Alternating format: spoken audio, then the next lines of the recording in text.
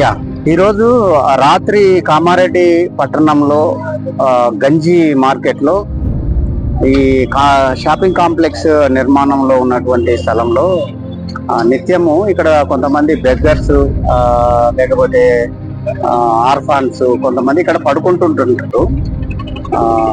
ఆ పడుకున్నటువంటి బెగ్గింగ్ చేసేటటువంటి వాళ్ళు వంట చేసుకునే దగ్గర చిన్న పెట్టి కూరలు అయినట్టుగా ప్రాథమిక సమాచారం తెలుస్తుంది. ఆ పెట్టి కూరల విషయంలోనే వాళ్ళు గొడవలు పడి దాంట్లో ఒక మనిషిని కట్టెతోటి కొట్టడం వల్ల చనిపోయినట్టుగా తెలుస్తుంది.